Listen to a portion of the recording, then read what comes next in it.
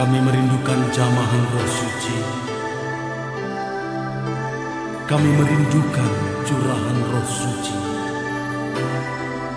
Marilah Tuhan, penuhi setiap kami. Kita akan mempersiapkan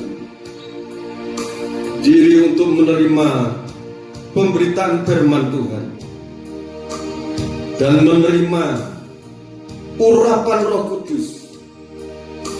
Kita buka hati kita masing-masing. Kita nyanyikan pujian Ku Buka Hati.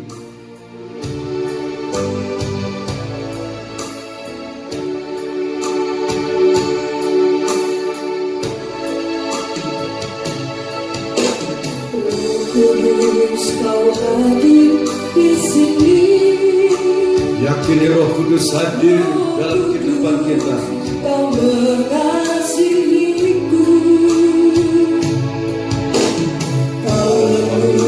Kau baik, Kaulah penghiburku, penolongku, diutus Bapa. Roh Kudus Kau hadir di sini. Haleluya. Hadir di sini. Roh Kudus Kau mengasihiku. Kau mengasihiku. Haleluya. Kau manis, Kaulah penghiburku, penolongku, diutus Bapa-Mu. Ku buka hati untuk Roh-Mu Tuhan. Ku buka hati menyembah-Mu Yesus. Jamahlah kami, penuhi kami dengan kuasa Allah Bapa ini. Ku buka hati untuk Roh-Mu Tuhan. Ku buka hati menyembah-Mu Yesus. Jamahlah kami, penuhi kami dengan kuasa. Sekali lagi kita akan berdoa. Ku buka hati Untuk Roh-Mu Tuhan. Ku buka hati menyembah-Mu Yesus. Jamahlah kami, Penuhi kami dengan kuasa Allah Bapa. Jamahlah kami. Jamahlah kami. Penuhi kami dengan kuasa Allah Bapa.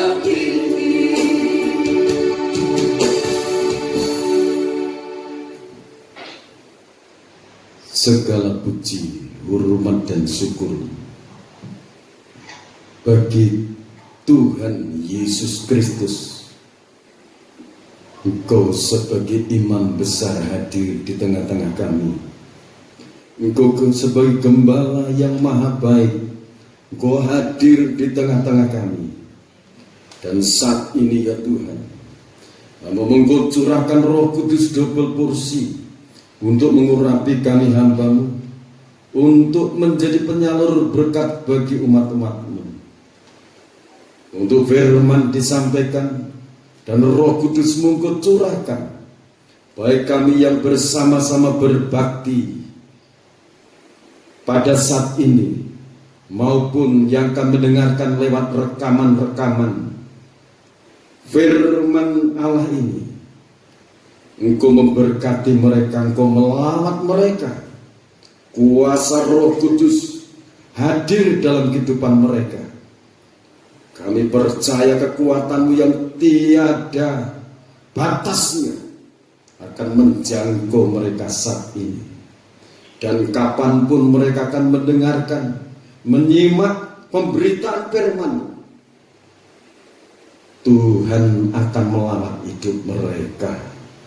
Tuhan akan menolong hidup mereka. Tuhan akan menghibur hidup mereka. Tuhan akan memberikan berkat-berkat yang terbaik. Terima kasih Bapa dalam surga.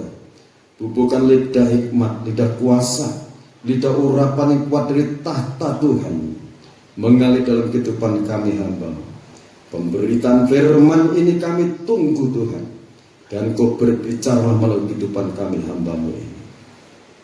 Dalam nama Tuhan Yesus Kristus hamba berdoa. Amin. Puji Tuhan, Bapak Ibu yang dikasihi oleh Tuhan Yesus Kristus. Pada kesempatan ini kita akan bersama-sama mendengarkan firman Tuhan mengenai hari Pentakosta. Pentakosta atau hari ke-50. Kalau dalam perjanjian lama, Pentakosta itu hari ke-50 setelah Paskah. Jadi Pentakosta itu diperingati hari ke-50 setelah Paskah. Dikenal dengan nama Hari Raya 7 Minggu. Itu Ulangan pasal 16 ayat 10. Ulangan 16 ayat 10, Keluaran 34 ayat 22. Pentakosta merupakan hari perayaan pengucapan syukur bangsa Yahudi atas hasil panen gandum. Pentakosta dinamai juga hari pengumpulan buah bungaran dari hasil usahanya. Itu Keluaran pasal 23 ayat 16.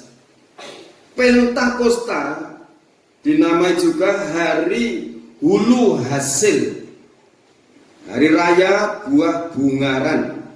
Itu Bilangan pasal 28 ayat 26. Saudara baca di sana. Dan dalam perjanjian baru ini yang kedua, penjelasan mengenai Pentakosta atau Pantekosta tadi. Dalam perjanjian baru itu untuk memperingati hari turunnya Roh Kudus, itu Pantekosta. Itu tertulis dalam Kisah Rasul pasal 2 ayat 1 sampai 47. Dalam Kisah Rasul pasal 2 ayat 1 sampai 47 dibagi menjadi 3 bagian. Yang pertama itu hari Pentakosta, Kisah Rasul pasal 2 ayat 1 sampai ayat 13. Yang kedua, Khotbah Petrus, Kisah Rasul pasal 2 ayat 14 sampai 40. Yang ketiga, cara hidup jemaat yang pertama, Kisah Rasul 2 ayat 41 sampai 47. Jadi hari raya Pentakosta dalam perjanjian baru diperingati sebagai hari pencurahan Roh Kudus. Tetapi ada beberapa gereja juga memperingati, dinamakan hari raya unduh-unduh. Jadi mempersembahkan hasil panennya. Ada yang mempersembahkan bahwa ke gereja itu padi, ada yang membawa ketela. Kalau itu peternak juga ada yang membawa kambing, dibawa ke rumah Tuhan, ke gereja. Tetapi pada saat sore hari ini kita memperingati hari pencurahan Roh Kudus. Tapi kalau saudara ada yang bawa kambing sebagai peternak, silakan bawa ke gereja, nanti dikelola di gereja, dipelihara. Atau saudara yang panen padi mau bawa padi ke ke gereja sebagai hari raya unduh-unduh. Kalau itu di gereja GKJ itu namanya hari raya unduh-unduh. Rame itu kalau pas hari raya unduh-unduh itu, ya kan? Kita akan membaca Kisah Rasul pasal 2 ayat 1 sampai ayat 13. Ini hari raya Pentakosta. Kita perhatikan ini ayat yang pertama. Silakan Eliana Cahimisi akan membacakan dengan jelas dan cepat ya. Pentakosta. Ketika tiba hari Pentakosta, semua orang percaya berkumpul di satu tempat. Tiba-tiba turunlah dari langit suatu bunyi seperti tiupan angin keras yang memenuhi seluruh rumah di mana mereka duduk. Dan tampaklah kepada mereka lidah-lidah seperti nyala api yang bertebaran dan hinggap pada mereka masing-masing. Ya, terus? Maka penuhlah mereka dengan Roh Kudus, lalu mereka mulai berkata-kata dalam bahasa-bahasa lain, seperti yang diberikan oleh Roh itu kepada mereka untuk mengatakannya. Waktu itu di Yerusalem diam orang-orang Yahudi yang saleh dari segala bangsa di bawah kolong langit. Jadi ini tadi yang berkumpul merayakan hari raya, lebih jelasnya di sini hari raya unduh-unduh. Kalau di Jawa dinamakan hari raya unduh-unduh. Mereka berkumpul. Ya, mereka berkumpul di Yerusalem waktu itu. Terus ketika turun bunyi itu, berkerumunlah orang banyak. Mereka bingung karena mereka masing-masing mendengar rasul-rasul itu berkata-kata dalam bahasa mereka sendiri. Mereka semua tercengang-cengang dan heran lalu berkata, bukankah mereka semua yang berkata-kata itu orang Galilea? Bagaimana mungkin kita masing-masing mendengar mereka berkata-kata dalam bahasa kita sendiri, yaitu bahasa yang kita pakai di negeri asal kita? Kita orang Partia, Media, Elam, penduduk Mesopotamia, Yudea dan Kapadokia, Pontus dan Asia, Frigia dan Pamfilia, Mesir dan daerah-daerah Libya yang berdekatan dengan Kirene, pendatang-pendatang dari Roma, baik orang Yahudi maupun penganut agama Yahudi, orang Kreta dan orang Arab, kita mendengar mereka berkata-kata dalam bahasa kita sendiri tentang perbuatan-perbuatan besar yang dilakukan Allah. Jadi perbuatan-perbuatan besar yang dilakukan Allah. Jadi Roh Kudus itu kemahakuasaan Allah. Roh yang maha besar itu dicurahkan. Jadi seperti yang Tuhan Yesus Kristus katakan, Yohanes pasal 14 dari ayat 15 di sana. Barang siapa mengasihi aku, ia harus menuruti segala perintah-perintahku. Dan aku akan minta kepada Bapa dan ia akan memberikan penolong yang lain, yaitu Roh kebenaran. Roh Kudus itu dijanjikan, dan saat itu Roh Kudus betul-betul dicurahkan untuk para rasul. Nah, para rasul yang bagaimana?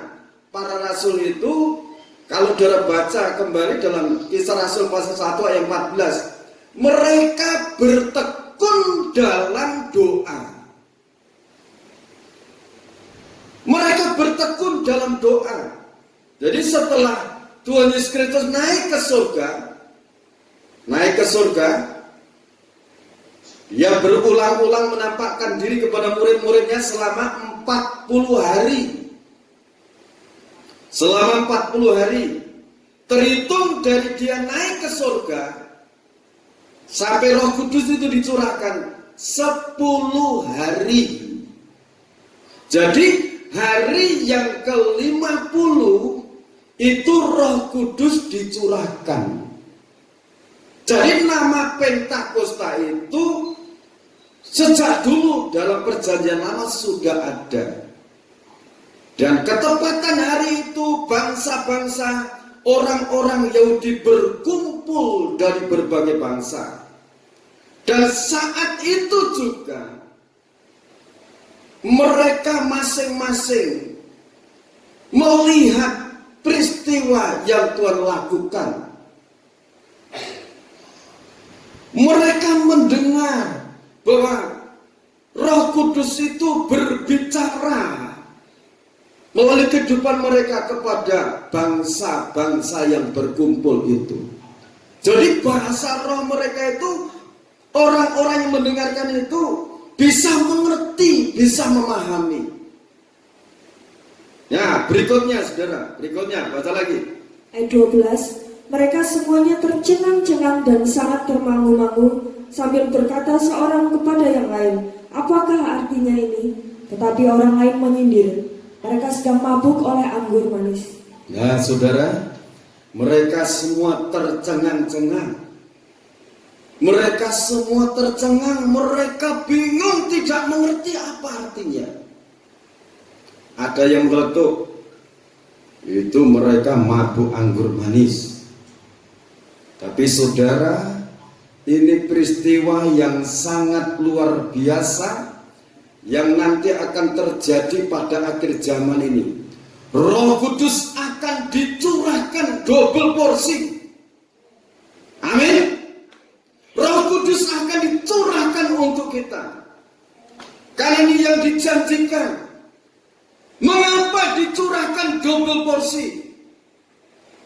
Karena sebagai orang-orang yang percaya kepada Kristus, kita diberi tugas yang sangat berat. Secara jasmani sangat berat. Tetapi kalau kita mau mohon petunjuk Tuhan, mau dipenuhi Roh Kudus, saudaraku, Roh Kudus ini nanti akan menolong kita. Roh Kudus ini nanti akan mendidik kita, melatih kita. Karena pada akhir zaman akan terbentuk suatu organisme tubuh Kristus yang esa. Kristus sebagai kepala, kita sebagai orang-orang yang percaya sebagai tubuhnya. Amin. Itu dari berbagai gereja-gereja yang ada di dunia nanti akan menyatu untuk mempersatukan ini. Ini suatu pekerjaan yang tidak ringan, suatu pekerjaan yang sulit, suatu pekerjaan yang berat. Tetapi kalau kita sebagai orang-orang yang percaya pada saat ini memperingati pencurahan Roh Kudus, mari kita masing-masing menyadari supaya Roh Kudus itu masuk dalam kehidupan kita. Kita membuka hati. Seperti rasul-rasul, mereka menantikan pencurahan Roh Kudus selama 10 hari. Mereka mengetuk pintu kemurahan Allah. Dan akhirnya tepat pada hari yang ke-50, Roh Kudus dicurahkan. Bahwa janji Tuhan itu adalah ya dan amin. Amin. Jadi kalau kita berdoa, pegang janji Tuhan, pegang firman Tuhan, yakini firman Tuhan. Karena firman Tuhan itu benar. Kita membenahi diri, hidup benar seperti firman adalah benar. Kalau hidup kita benar sesuai dengan petunjuk-petunjuk firman, Roh Kudus akan menolong kita. Roh Kudus akan membela kita. Roh Kudus akan menolong kehidupan kita masing-masing. Nah saudara, setelah rasul-rasul itu dipenuhi Roh Kudus, kita akan masuk bab yang kedua, khotbah Petrus. Itu Kisah Rasul pasal 2 ayat 14 sampai ayat 40. Silakan dibacakan. Khotbah Petrus. Maka bangkitlah Petrus berdiri dengan ke-11 rasul itu, dan dengan suara nyaring ia berkata kepada mereka, hai kamu orang Yahudi, dan kamu semua yang tinggal di Yerusalem, ketahuilah dan camkanlah perkataanku ini. Orang-orang ini tidak mabuk seperti yang kamu sangka, karena hari baru pukul 9. Jadi hari baru pukul 9. Terus? Tetapi itulah yang difirmankan Allah dengan perantaraan Nabi Yoel. akan terjadi pada hari-hari terakhir. Demikianlah firman Allah, bahwa aku akan mencurahkan rohku ke atas semua manusia, maka anak-anakmu laki-laki dan anak dan perempuan akan bernubuat, dan teruna-terunamu akan mendapat penglihatan-penglihatan, dan orang-orangmu yang tua akan mendapat mimpi. Amin. Ini Roh Kudus dijanjikan. Ini khotbah Petrus. Terus Juga ke atas hamba-hambaku laki-laki dan perempuan akan kucurahkan rohku pada hari-hari itu, dan mereka akan bernubuat. ya terus. Dan aku akan mengadakan mujizat-mujizat di atas, di langit, dan tanda-tanda di bawah di bumi, darah dan api dan gumpalan-gumpalan asap. Matahari akan berubah menjadi gelap gulita, dan bulan menjadi darah sebelum datangnya hari Tuhan, hari yang besar dan mulia itu. Dan barang siapa yang berseru kepada nama Tuhan akan diselamatkan. Amin. Ayo terus. Hai orang-orang Israel, dengarlah perkataan ini. Yang aku maksudkan ialah Yesus dari Nazaret, seorang yang telah ditentukan Allah dan yang dinyatakan kepadamu dengan kekuatan-kekuatan dan mujizat-mujizat dan tanda-tanda yang dilakukan oleh Allah dengan perantaraan Dia di tengah-tengah kamu, seperti yang kamu tahu. Jadi ayat 22 ini betul-betul saudara perhatikan baik-baik. Yesus Kristus di dunia ini banyak melakukan perkara-perkara yang ajaib untuk menolong umat manusia, supaya umat manusia diselamatkan, dilepaskan dari kuasa iblis. Dia yang diserahkan Allah menurut maksud dan rencananya. Telah kamu salibkan dan kamu bunuh oleh tangan bangsa-bangsa durhaka. Ya terus. Tetapi Allah membangkitkan Dia dengan melepaskan Dia dari sengsara maut, karena tidak mungkin Ia tetap berada dalam kuasa maut itu. Ya terus. Sebab Daud berkata tentang Dia, aku senantiasa memandang kepada Tuhan, karena Ia berdiri di sebelah kananku, aku tidak goyah. Ya terus. Sebab itu hatiku bersukacita dan jiwaku bersorak-sorak, bahkan tubuhku akan diam dengan tentram. Sebab Engkau tidak menyerahkan aku kepada dunia orang mati, dan tidak membiarkan orang kudus-Mu melihat kebinasaan. Engkau memberitahukan kepadaku jalan kehidupan, Engkau akan melimpahi aku dengan sukacita di hadapan-Mu. Saudara-saudara, aku boleh berkata-kata dengan terus terang kepadamu tentang Daud, bapa bangsa kita. Ia telah mati dan dikubur, dan kuburannya masih ada pada kita sampai hari ini. Ya. Terus. Tetapi ia adalah seorang nabi, dan ia tahu bahwa Allah telah berjanji kepadanya dengan mengangkat sumpah bahwa ia akan mendudukan seorang dari keturunan Daud sendiri di atas tahtanya. 31. Karena itu ia telah melihat ke depan dan telah berbicara tentang kebangkitan Mesias, ketika ia mengatakan bahwa dia tidak ditinggalkan di dalam dunia orang mati, dan bahwa dagingnya tidak mengalami kebinasaan. Ayat 32. Yesus inilah yang dibangkitkan Allah. Yesus inilah yang dibangkitkan Allah. Dan tentang hal itu kami semua adalah saksi. Dan tentang hal itu kami semua adalah saksi. Rasul-rasul itu adalah saksi. Saksi hidup. Melihat dengan mata kepala sendiri bahwa Yesus Kristus banyak melakukan perkara-perkara yang ajaib, mujizat-mujizat, termasuk di perkawinan di Kana, air menjadi anggur. Itu murid-murid menyaksikan dengan mata kepala sendiri bahwa saat itu betul-betul air diambil dari sumur.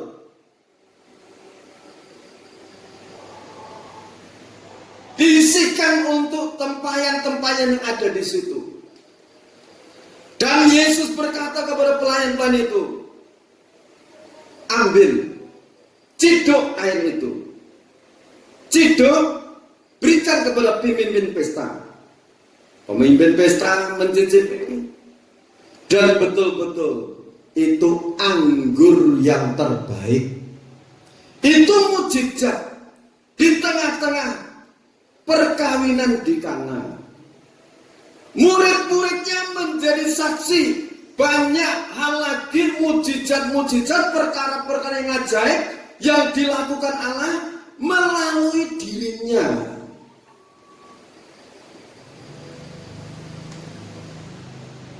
Yang menjadi saksi siapa? Rasul-rasul. Jadi yang ditulis rasul-rasul itu adalah ya dan amin, benar. Amin. Terus sekarang ayat 6, silakan baca. Ayat 6. Jadi seluruh kaum Israel harus tahu dengan pasti bahwa Allah telah membuat Yesus yang kamu salibkan itu menjadi Tuhan dan Kristus.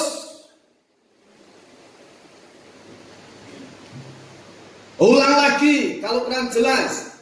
Jadi seluruh kaum Israel harus tahu dengan pasti bahwa Allah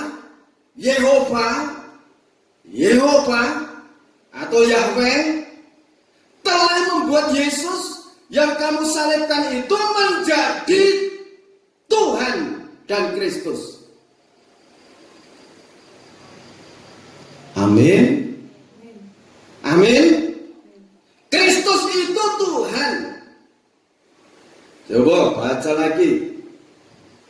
Sekarang dalam 1 Timotius pasal 2 ayat 5. 1 Timotius pasal 2 ayat 5. Karena Allah itu Esa, dan Esa pula Dia yang menjadi pengantara antara Allah dan manusia. Allah itu Esa, satu yang maha kuasa Dia.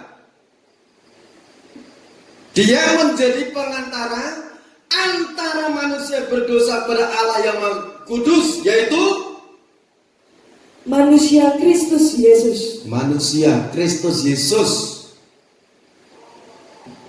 Coba Filipi pasal yang kedua ayat 5 mulai sampai 11. Filipi pasal 2 ayat 5 sampai 11. Hendaklah kamu dalam hidupmu bersama menaruh pikiran dan perasaan yang terdapat juga dalam Kristus Yesus, yang walaupun dalam rupa Allah tidak menganggap kesetaraan dengan Allah itu sebagai milik yang harus dipertahankan, Terus melainkan telah mengosongkan dirinya sendiri dan mengambil rupa seorang hamba dan menjadi sama dengan manusia. Dan dalam keadaan sebagai manusia, ia telah merendahkan dirinya dan taat sampai mati, bahkan sampai mati di kayu salib. Itulah sebabnya Allah sangat meninggikan Dia dan mengaruniakan kepadanya nama di atas segala nama, supaya dalam nama Yesus bertekuk lutut segala yang ada di langit dan yang ada di bumi dan yang ada di bawah bumi, dan segala lidah mengaku Yesus Kristus adalah Tuhan bagi kemuliaan Allah Bapa. amin. Yesus Kristus adalah Tuhan bagi kemuliaan Allah Bapa. Orang Israel saja supaya mengerti dengan pasti bahwa Yesus itu adalah Tuhan. Sebab itu, saudara jangan bimbang, jangan ragu mengenai kealahan di dalam Yesus Kristus Tuhan itu. Amin. Amin. Catat baik-baik ayat ini. Yang walaupun dalam rupa Allah, itu tidak menganggap kesetaraan dengan Allah itu sebagai milik yang harus dipertahankan. 7. Melainkan telah mengosongkan dirinya sendiri dan mengambil rupa seorang hamba dan menjadi sama dengan manusia. dan dalam keadaan sebagai manusia, ia telah merendahkan dirinya dan taat sampai mati, bahkan sampai mati di kayu salib. Allah di saat menjadi manusia, dia mengosongkan dirinya, kosong. Dia mengambil rupa seorang hamba. Hamba itu kosong, tidak punya apa-apa. Jadi kalau saudara sebagai hamba Tuhan, sebagai imam-imam, kalau saudara dipakai Tuhan, saudara itu hamba kosong. Rasul Paulus katakan, kekuatan yang melimpah-limpah itu aku simpan dalam bejana tanah liat. Kosong, saudara. Jangan sampai ada yang memegahkan diri, ada yang menyombongkan diri. Kalau saudara semakin dipakai Tuhan, semakin rendah hati. Amin. Kalau saudara semakin diberkati hidupnya, semakin rendah hati. Karena apa? Air itu mengalirnya ke tempat yang rendah. Amin. Lagi, kalau suatu saat saudara disuruh mendoakan orang sakit sembuh, itu kuasa Allah menginjak hidup saudara, meminjam saudara. Kalau saudara melakukan dengan iman, itu merupakan karunia kesembuhan. Kalau saudara melakukan mujizat, itu karunia mujizat. Kalau saudara mengimani sesuatu terjadi, itu namanya karunia iman. Karena ada 9 karunia. Karunia hikmat, makrifat, karunia iman, karunia kesembuhan, karunia untuk mengadakan mujizat, karunia untuk bernubuat, karunia untuk menimbang roh, karunia untuk berkata-kata dalam bahasa roh, karunia untuk menafsirkan bahasa roh. Itu karunia. Jadi kalau saudara diberikan karunia, semakin rendah hati, seperti Rasul Paulus katakan, kekuatan yang melimpah-limpah itu aku simpan dalam bejana tanah liat. Tanah liat. Ini saudara, Allah yang maha besar, yang penuh kemuliaan. Saat dia turun ke dunia, dia mengosongkan diri. Dia mengosongkan diri. Dia mengambil rupa seorang hamba, merendahkan diri, taat sampai mati di kayu salib. Ini bukti kasih Allah yang maha sempurna. Sampai dia menyerahkan tubuh, jiwa, rohnya untuk menebus dosa-dosa umat manusia, untuk memikul segala kesengsaraan, segala kesulitan manusia, sakit penyakit manusia, ditanggung di Kalvari. Amin. Jadi di saat saudara menghadapi hal-hal yang seperti itu, fokuslah kepada kayu salib. Yesus Kristus mati di salib untuk kita. Dan dia dikuburkan pada hari ketika dia bangkit. Dia bangkit dari antara mati. Setelah itu 40 hari berulang kali menampakkan diri pada murid-muridnya dan berbicara mengenai kerajaan surga. Dan saat ini kita memperingati apa yang dia janjikan. Aku akan mengirimkan rohku ke atasmu, dan kamu akan menjadi saksiku di Yerusalem, Yudea dan Samaria, dan sampai ke ujung bumi. Allah tidak memandang kasih, memilih kasih, tidak pilih kasih.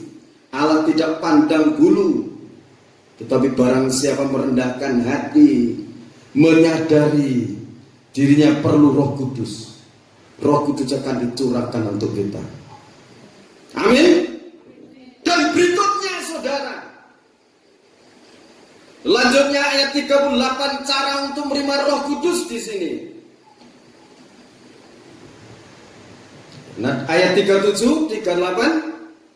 Ketika mereka mendengar hal itu, hati mereka sangat terharu. Lalu mereka bertanya kepada Petrus dan rasul-rasul lain, "Apakah yang harus kami perbuat, saudara-saudara?"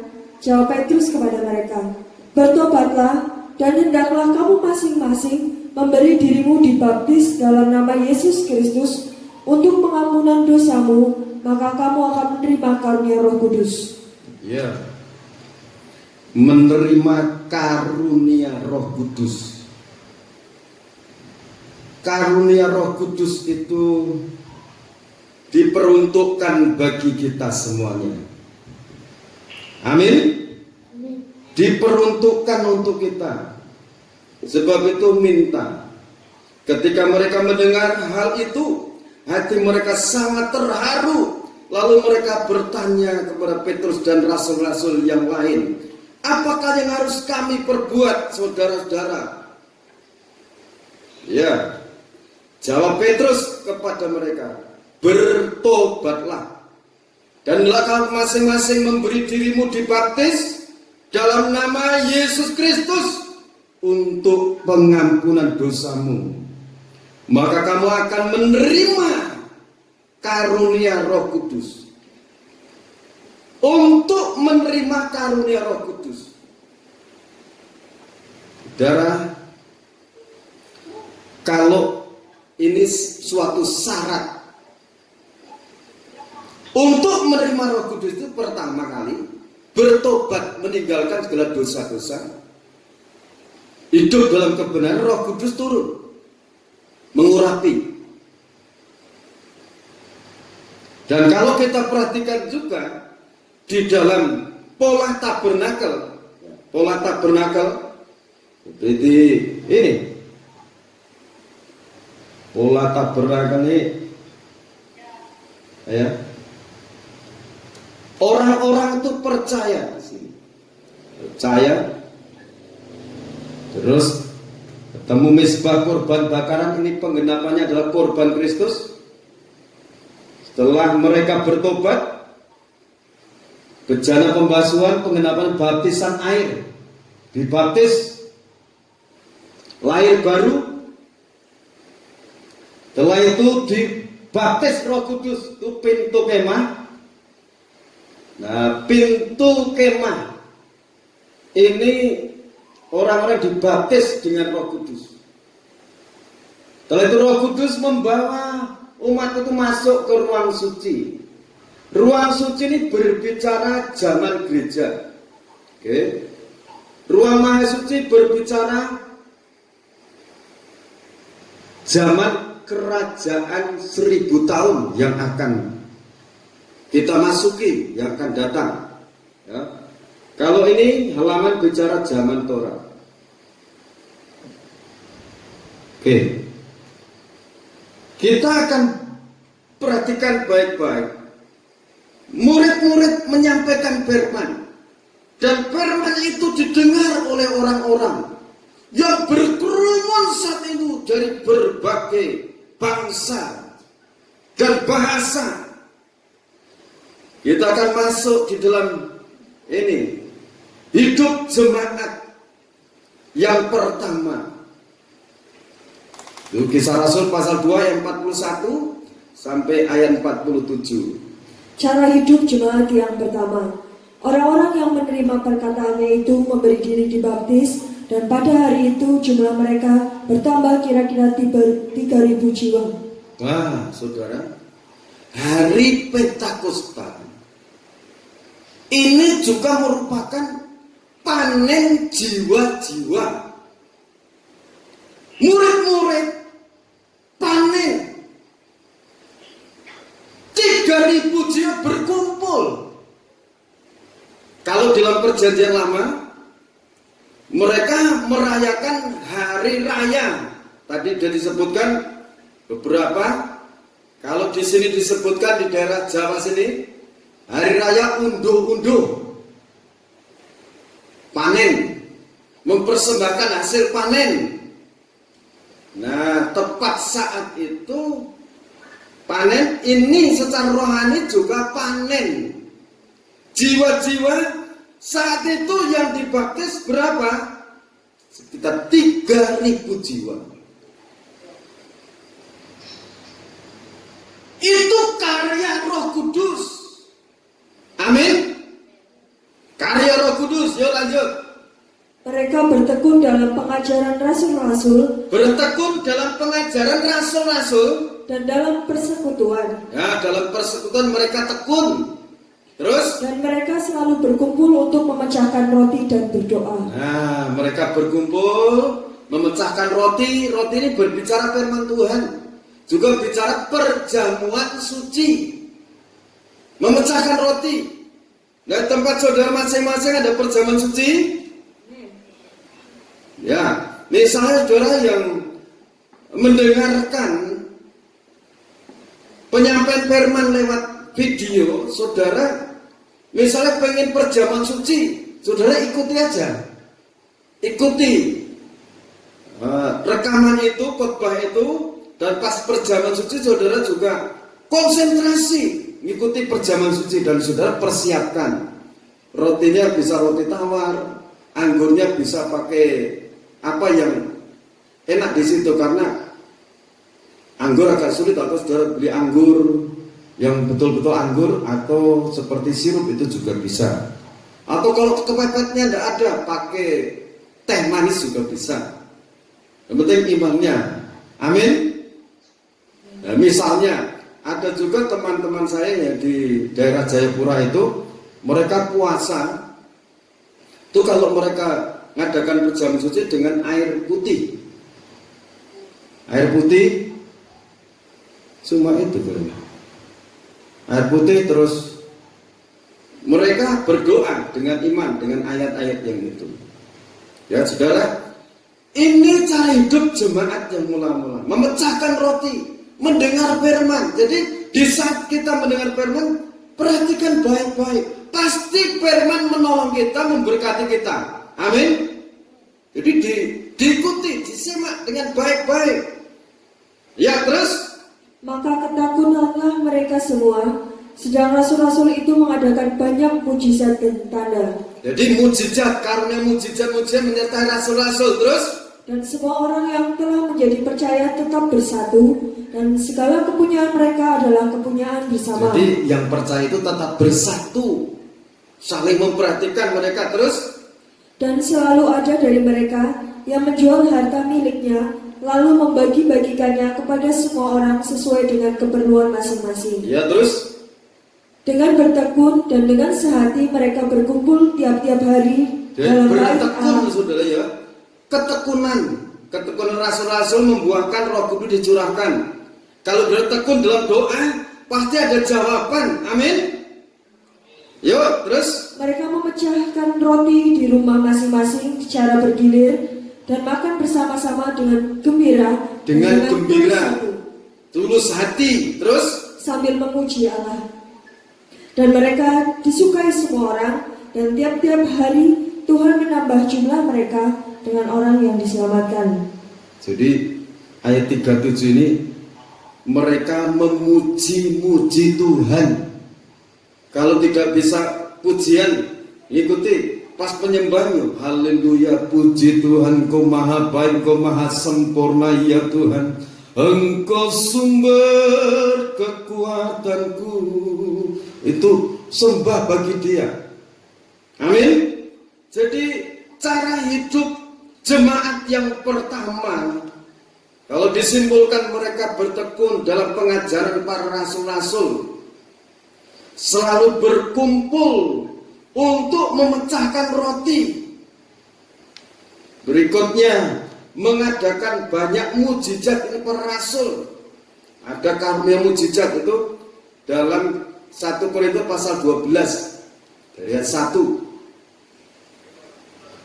Selanjutnya mereka tetap bersatu.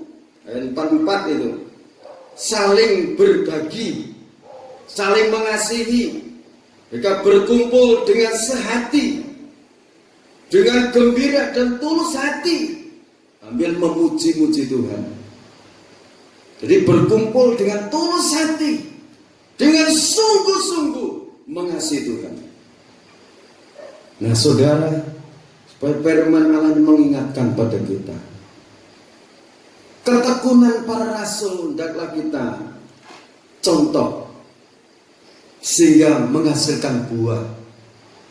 Berita Injil sekarang sampai ke ujung bumi karena kuasa Roh Kudus yang memakai para hambanya. Amin. Kita akan nyanyikan pujian Ku buka hati, yang pujian tadi, dan kita persiapkan perjamuan suci di tempat masing-masing.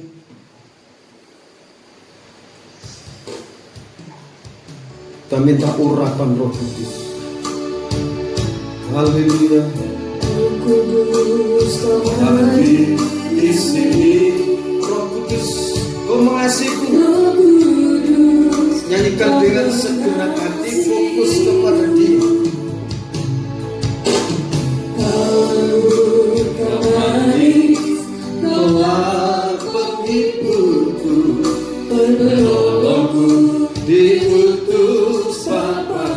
Roh Kudus Kau hadir di sini. Roh Kudus Kau hadir di sini, membuka hati saudara. Roh Kudus Kau mengasihiku, Kau manis, Kaulah penghiburku, penolongku, diutus Bapa. Oh, ku buka hati untuk kamu. Buka hatimu Ku buka hati menyembahmu Yesus. Jamahlah kami, penuhi kami dengan kuasa Allah Maha. Ku buka hati. Ku buka hati untuk kamu Tuhan. Haleluya. Menyembahmu Yesus. Jamahlah kami, Penuhi kami dengan kuasa Allah Maha ku Tinggi. buka hati. Ku buka hati untuk kamu Tuhan. Haleluya. Ku buka hati menyembahmu Yesus. Glory, glory. Jamahlah kami, Penuhi kami dengan kuasa Allah Maha Tinggi. Dengan kuasa Allah Maha Tinggi.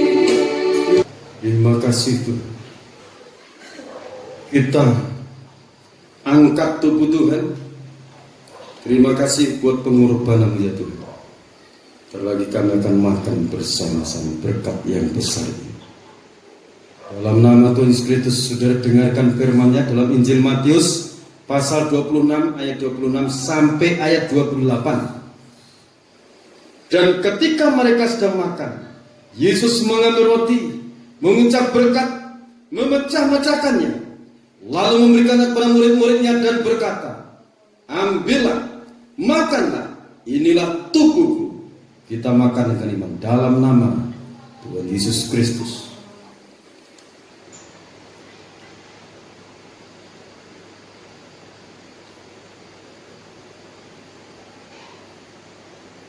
Kita angkat cawan minuman yang berisi tetes-tetes darah Tuhan. Sesudah itu ia mengambil cawan, mengucap syukur lalu memberikan kepada mereka dan berkata, minumlah kamu semua dari cawan ini, sebab inilah darahku, darah perjanjian yang ditumpahkan bagi banyak orang untuk pengampunan dosa. Kita harus percaya dosa-dosa kita sudah diampuni oleh Tuhan. Kita minum dengan iman dalam nama Tuhan Yesus Kristus.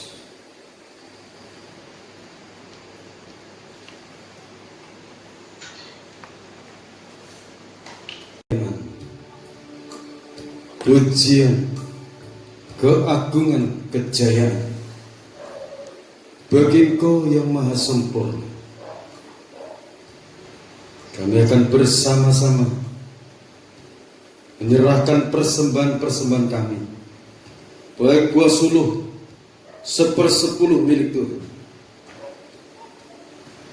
Persembahan ucapan syukur, persembahan untuk pembangunan tempat ibadah, kami unjukkan kepadamu. Terimalah ya Tuhan. Terima kasih. Di dalam nama Tuhan Yesus Kristus hamba berdoa. Amin. Ku buka hati. Ku buka hati Untuk rambut Tuhan. Ku buka hati menyembahmu Yesus. Jamahlah kami, penuhi kami dengan kuasa Allah. Buka hati. Ku buka hati untuk rambut Tuhan. Ku buka hati Menyembahmu Yesus. Jamahlah kami, penuhi kami dengan kuasa Allah. Jamahlah kami, jamahlah kami, penuhi kami dengan kuasa Allah Maha Tinggi. Segala puji, hormat dan syukur bagi Tuhan Yesus Kristus. Kami serahkan sepenuhnya seluruh pergumulan-pergumulan kami anak-anakmu. Tuhan maha mengerti, Tuhan maha melihat, Tuhan maha mendengar, Tuhan maha menolong. Tolonglah anak-anakmu, berkati anak-anakmu, lepaskan yang mengalami beban berat. Tuhan tolong. Pembelaan-Mu turun atas hidup mereka. Berkati segala pekerjaan tangan mereka. Engkau membuat berhasil segala pekerjaan tangan mereka. Diberkati Tuhan. Segala perusahaan mereka diberkati Tuhan. Limpahi dengan berkat-berkat yang terbaik. Dan kami sangat yakin Engkau tidak pernah membiarkan anak-anak-Mu berjalan sendiri. Tuhan senantiasa menyertai. Tuhan senantiasa beserta mereka. Tuhan akan membawa mereka dalam kemuliaan-Mu.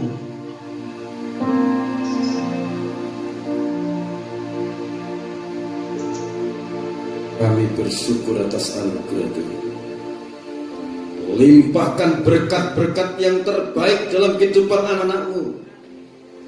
Bukakan tingkat-tingkat langit. Curahkan berkat-berkat urapan Roh Kudus.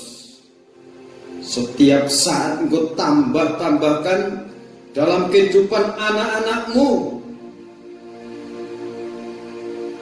Karena satu-satunya penolong yang tidak pernah mengecewakan adalah Roh Kudus.